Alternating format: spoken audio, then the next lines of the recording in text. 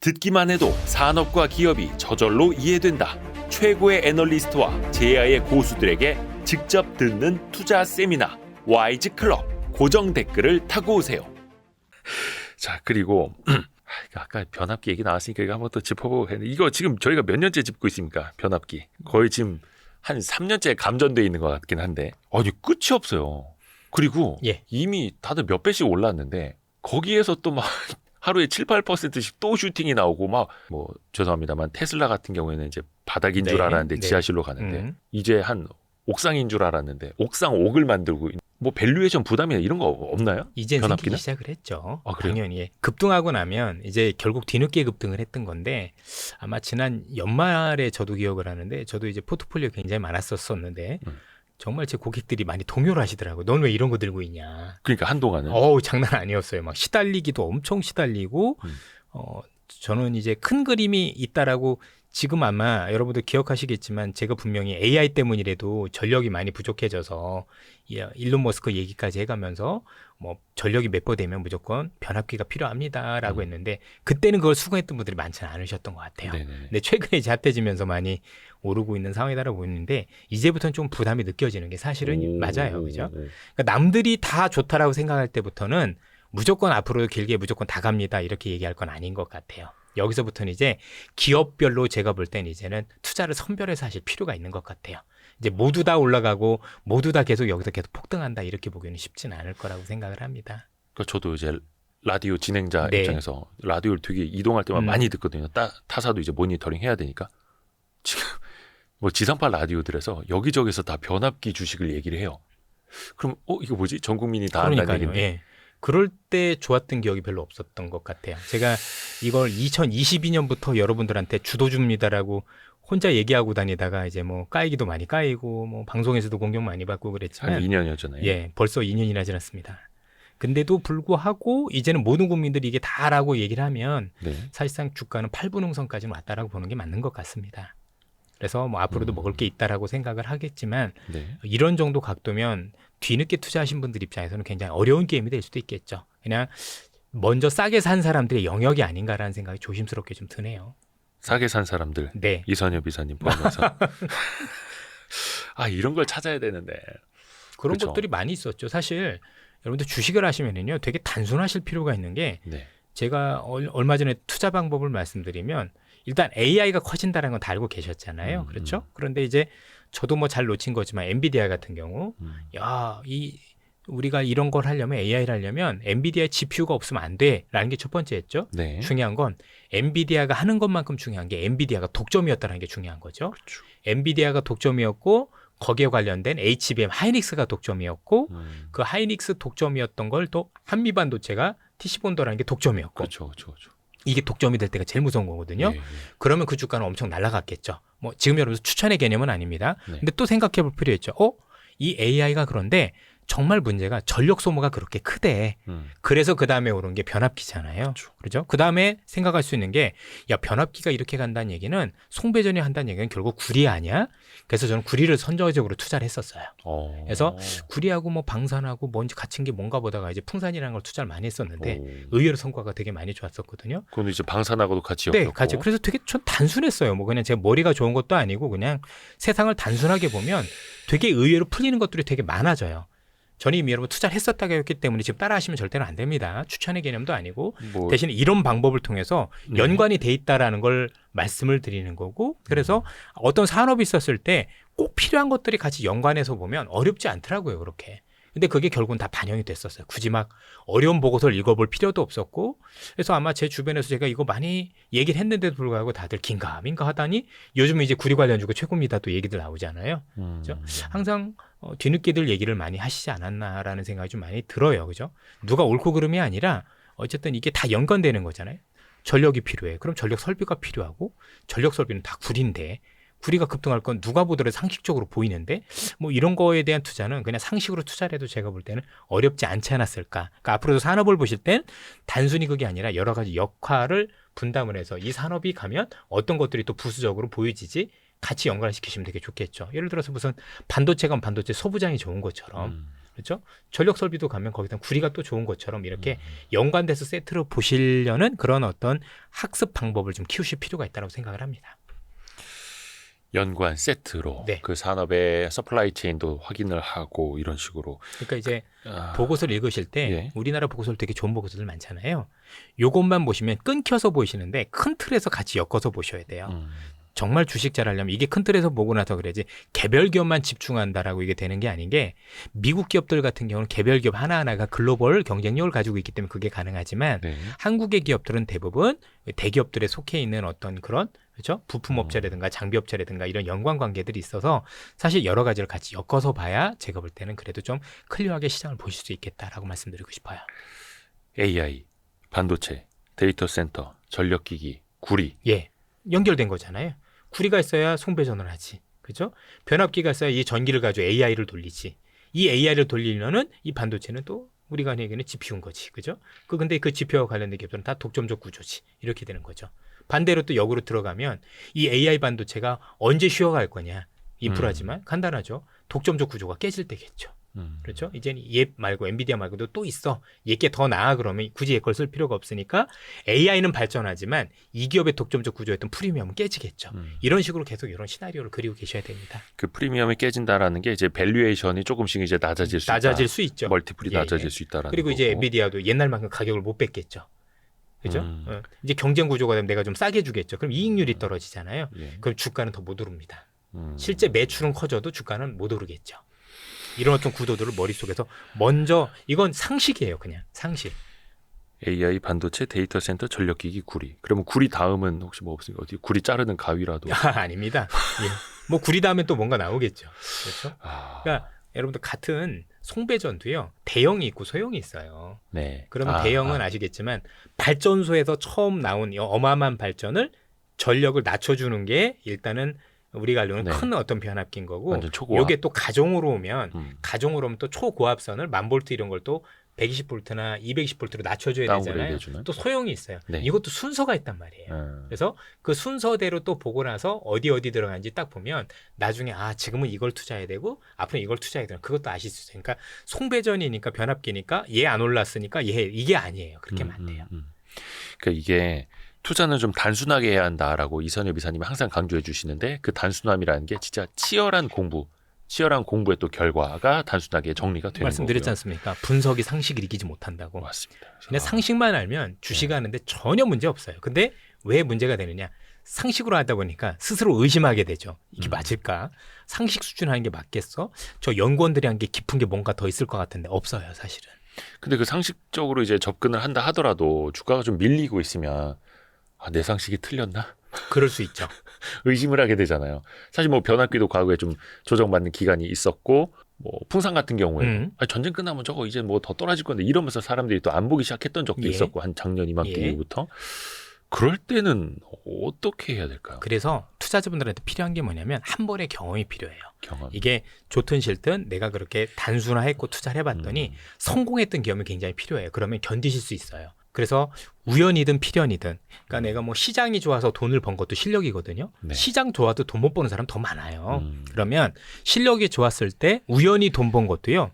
내가 비록 우연이지만 왜 돈 벌었을까? 그 벌었던 이유를 꼬박꼬박 여러분들이 한번 체득을 한번 해보세요.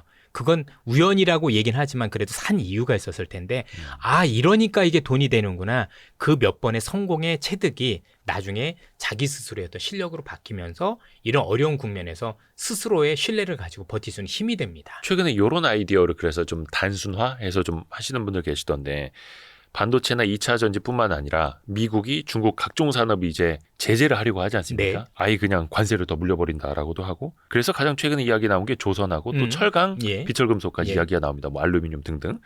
그러면 과연 이 섹터는 반사이익이 있을 것이냐? 근데 또 철강은 미국에서는 관세를 높인다 하더라도 미국 못 가는 그 중국 철강이 한국으로 들어와서 국내에선 또 경쟁이 더 치열해질 수 있다 막 이러고 있더라고요. 예.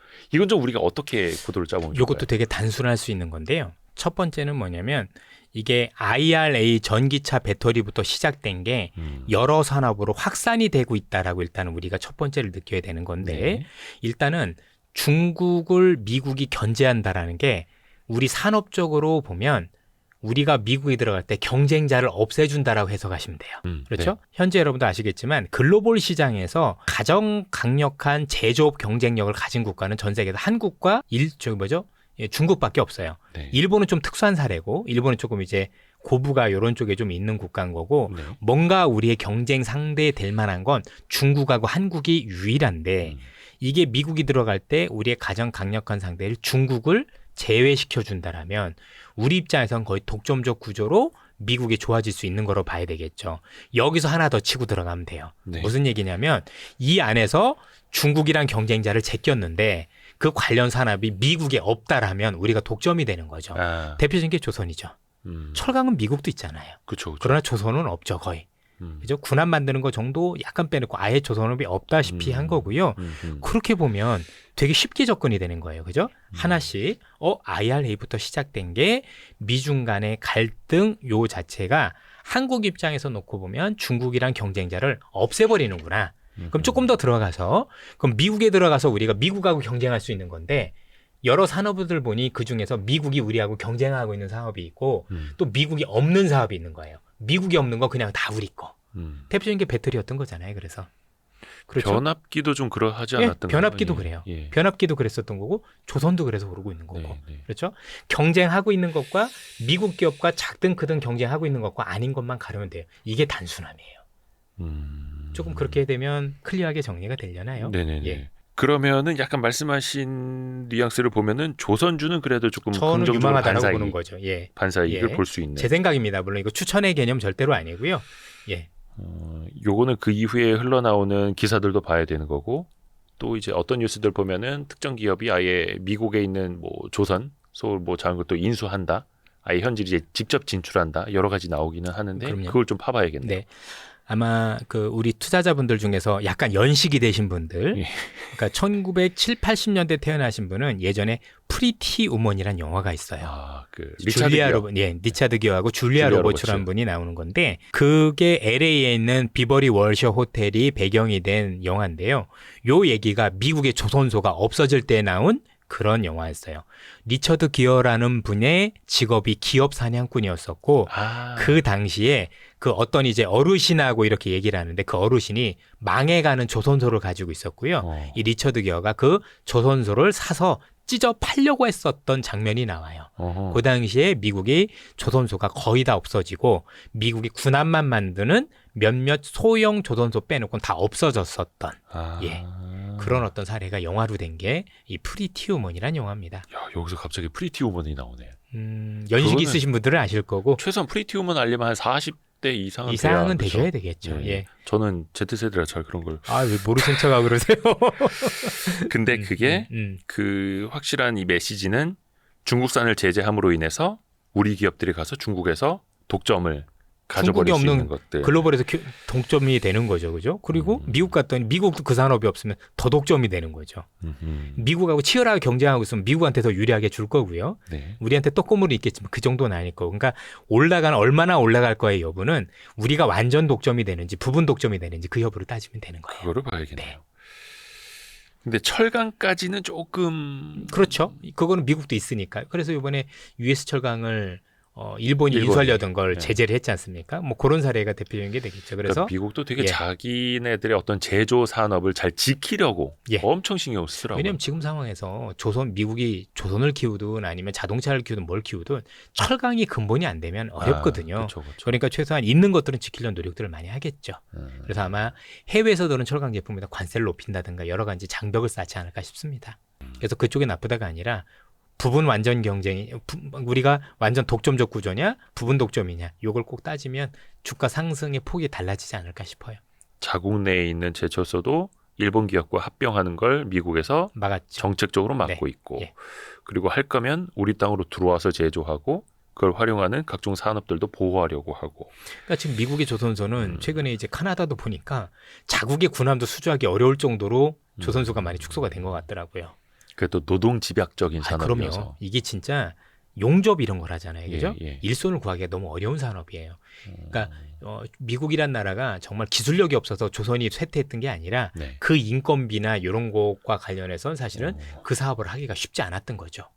그래서 우리나라도 지금 조선이 굉장히 잘하고 있지만 그래서 우리나라도 배를 만드는 거 보면 예전에 일반적인 배에서 지금 고부가 가치 배 중심으로 만드는 것도 이와 무관하지 않다라고 봐야 될 거고 아마 제가 지금 최근에 못 가봤지만 지금 조선소에 근무하시는 분들 보면 우리 한국인 분들도 많으시겠지만 아마 외국인 근로자들 전 굉장히 많이 알고 있는 것도 있거든요. 뭐 그런 분들이 만약에 안 채워진다라면 조선업도 우리도 유지하기가 쉽지 않은 산업이 되겠죠. 그러니까 그 일각에서는 용접 로봇도 나오더라고요. 근데 그게 이제 쉽진 않아요. 바닥이나 네. 평평한데 펼쳐놓고 용접 로봇 뭐 예를 들어서 뭐 한 8열 정도에 세워놓고 용접하는 거는 있는데 입체적으로 이제 용접해야 되는 건 쉽진 아직까지 않아요. 예. 이제 사람이 해야 하는 거고. 저는 이제 옛날에 용접을 제가 직접 해봤기 때문에 전기 용접할 줄 알거든요. 그래서 용접이 얼마나 어렵고 그게 근데 죄송합니다. 어울린다고 하면 좀 실례죠. 아닙니다. 뭐 그런 거죠. 뭐 나중에 뭐 회사 잘리면 용접해야죠. 예, 뭐 그쪽이 좀 임금이 높습니다. 높은 네. 정도가 아니라 어마어마해요. 약간 또 이제 스킬이 옛날에도 좀 높아야 그랬어요. 되긴 하는데. 예. 근데 그게 아시겠지만 용접할 때 나오는 가스가 유해함이 말도 못해요. 그래서 그 가스 할 때 보통 이제 마스크를 쓰고 하는데 네네네네. 안 쓰고 하면 눈에 모래가 들어간 것처럼 엄청나게 아프고 이것도 시커멓게 장난 아니에요. 유해 가스가 보통이 아닙니다. 굉장히 어려운 어떤 경험이 작업이에요. 많으시네요. 다양한 경험이 또 투자로 녹여. 그럼요. 다 해봤으니까. 예전에 해본 것 중에 최근에 나온 게 중국의 이구 한신 정책. 맞습니다. 최근에 그 카드 꺼내 들었더라고요. 그게 이제 오래된 걸 새 걸로 바꾸면 정부가 지원금 준다.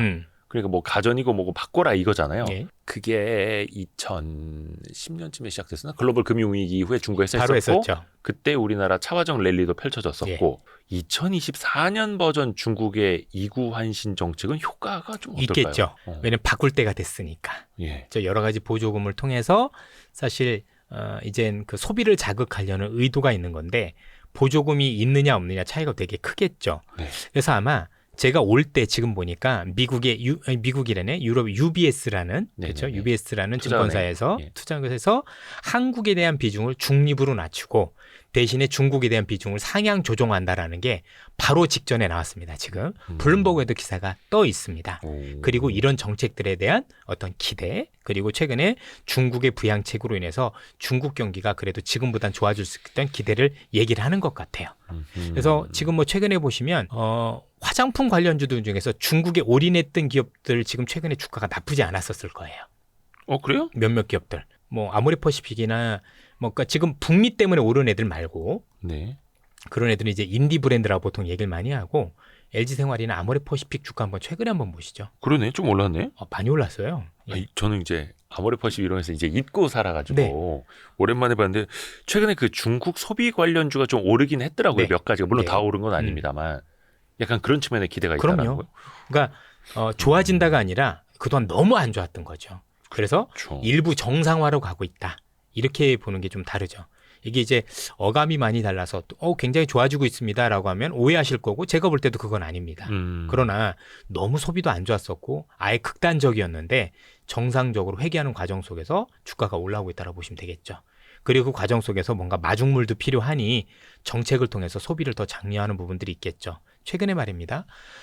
중국이 최근에 지표 발표한 게 성장률이 5.3% 나왔잖아요. 네. 이 5.3%에서 소비 부분을 뒤져보면 소비는 되게 안 좋게 나왔었어요. 소비가 원래 지지난달에 5%대였다가 이번에 4%인가 3%대 나오면서 수비가 안 좋네 그랬었는데 네. 뜯어보니까 달라요. 뜯어보니까 그 안에서 안 좋았던 건 가구 부분, 인테리어 부분이 마이너스 6%. 왜냐하면 중국 같은 경우 집 지을 때 골조만 지어요. 나머지 인테리어 다 내가 해야 돼요. 네네네. 예. 그래서 거기가 안 좋았던 건데 화장품 보니까 4.1% 성장이에요. 그다음에 우리가 알고 있는 그 밖에서만 외식도 한 10% 이상 성장. 네네. 이렇게 돼 있어서 부문별로 보니까 먹는 거 그다음에 얼굴에 화장하는 거 꾸미는 거 이런 거는 여전히 좀 살아나고 있구나. 대신에 뭐 부동산 쪽이 안 좋구나라고 해서 중국도 뭔가 경제와 관련해서는 조금 발라서 봐야 되는 그런 모습이 됐었고 요게 전 시장에서 조금씩 반영이 되고 있다고 생각을 합니다. 그렇죠? 제가 오랜만에 아모레퍼시픽 차트를 띄워봤는데 이거 45만 원 같던 2015년에 45만 원 같던 게 지금 14만 원. 근데 최근엔 바닥에서 꽤 많이 올라왔어요. 조금 예. 그래도 뭔가 한 10만 아모레지 원대 한번 초반에서 보시죠. 예. 아모레지. 아모레치가 더 많이 올랐어요? 정말 최근에 올랐다는 말씀이죠? 그러니까 아주 최근이죠. 4월 초 한 2만 6천 원에서 예. 지금 한 3만 원 정도까지. 그러니까 그 지표를 반영한. 말씀드렸다시피 중국이 많이 좋아진다가 아니라 정상화된다. 최근에 효성TN 씨도 그렇고 좀 오른 것들이 있긴 있더라고요. 근데 FNF나 이런 의류 소비 쪽은 또 안 올랐고 조금 차이는 있을 것 같고. 의료는 조금 변화가 있어서 그런 것 같아요. 최근에 패션. 룰루레몬이 되게 주가가 안 좋았잖아요. 어. 미국에서. 네네. 그러면서 효성TN 씨가 전 안 좋았다라고 생각을 하고 있고 중국도 의료의 변화가 있겠죠. 여러 가지 면에서. 뭐 예전에 보통 이런 레깅스나 아니면 보통 스판덱스 가져왔을 때 늘어나는 옷을 입었을 때 많이 그랬었던 건데 네. 요즘은 또 트렌드가 어떻게 됐는지 또 뭐 가보지 않으면 또 모르지 않겠습니까? 혹시 또 중국 가실 예. 계획이 이번 달 안에 바로 출국을 할 것 같습니다. 바로 출동? 아, 그럼요. 저는 이제 비자도 네. 이게 뭐 뭐죠? 1년짜리 비자를 가지고 있어서 언제든지 그냥 표만 끊으면 바로 갈 수 있습니다.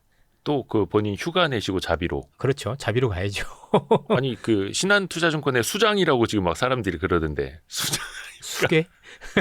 수계 뭐라 그러더라? 하여튼 뭐 하여튼 두목. 근데 회사 돈은 아니고 또 본인 그 휴가 내서 목마른 본인 사람이 개인 돈으로. 우물을 파야 되지 않겠습니까? 신한투자증권의 계약직 임시 직원 임원 그죠? 눈물 날라 그러는데 아무튼 근데 욕은 또 그렇지는 않고요. 대표적으로 욕을 드시고 계시고. 아니, 왜냐면 어차피 제 임무 자체가 리서치는 이제 아니기 때문에 이제 저한테는 그 권한이 없어서 회사는 너무나도 당연하신 거고요. 뭐 제 입장에선 제가 아쉬우니까 이제 가서 보고 이런 걸 갔다 와서 제 투자에도 또 우리 투자자분들한테 도움이 될 수 있는 것들이 많이 있을 거잖아요. 일단 갔다 오면 확실히 돈이 돼요. 며칠에 가세요? 보통 이제 주말에 가니까 뭐 2박 3일로 이렇게 갑니다. 와. 금토일 가면 제일 좋은 게 소비 트렌드 읽기 제일 좋을 때가 금토일이에요. 아무래도. 그러니까 평일에 뭐 월화 가봐야 의미가 없잖아요. 아, 예. 주말에 사람 많을 네, 때. 네. 그래서 자주 가는 게 좋아요. 주말에 가고 자주 가면 그리고 같은 데를 가면 변화를 볼 수 있잖아요.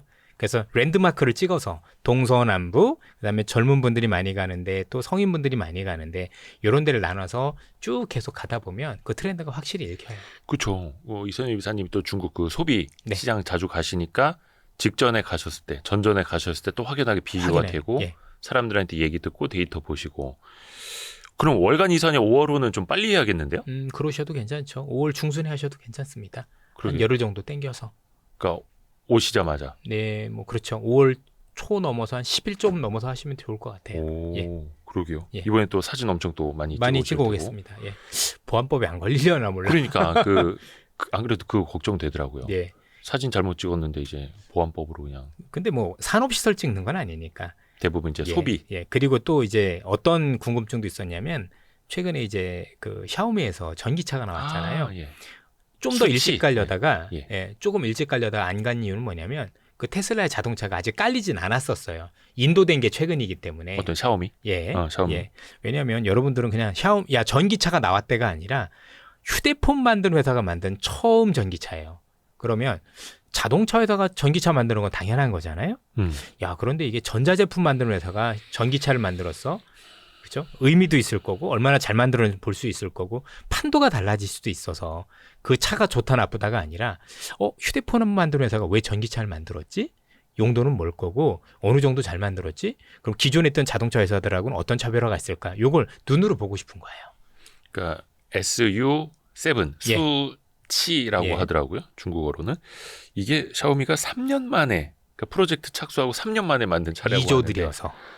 근데 물론 뭐 고장이 있고 뭐 컨트롤이 안 되고 사고가 났고 뭐 여러 가지 노이즈는 있지만 그게 3년 만에 만든 차라는 걸 감안을 그렇죠. 해야 되고 또 거기서 또 이게 얼마나 개선이 되느냐 나락으로 가느냐를 또 이제 봐야 되는 그렇죠. 거니까. 그러니까 뭐 처음에 나온 거 가지고 좋다 나쁘다 얘기할 수는 없는 거고 분명한 건 일단은 휴대폰 회사가 만든 거라니 일단 의도부터 시작해서 어느 정도 경쟁력이고 기존에 있던 자동차 회사들 판도를 흔들 정도의 뭔가 변화가 있는 건가 시초인 거죠. 그래서 한 번 가보면 안 될 거고 또 가보고 계속 확인을 하면 나름대로 방향이 보일 수도 있는 거잖아요. 우리 이선엽 이사님이 얼마 전에는 미국 다녀오신 이야기 네. 해주셨고 지난달에는 또 중국 다녀오신 이야기도 또 자주 해주시고. 미국과 중국은 그냥 동네처럼 왔다 갔다 합니다. 네. 그러게. 저희는 그렇게 못 갑니다만 또 이선엽 이사님이 계시니까 덕분에 아유, 저희가 또 이제 간접적으로 그 이야기 듣고 또 생생하게 또 그때 이야기를 전달해 드리겠습니다. 너무 감사합니다. 오늘 또 긴 시간 감사합니다. 해서 월간 이선엽 4월호는 여기서 마무리하고 또 5월호를 기대하겠습니다. 고맙습니다. 예, 감사합니다. 감사합니다. 예. 고생하셨습니다. 예. 고생하셨습니다.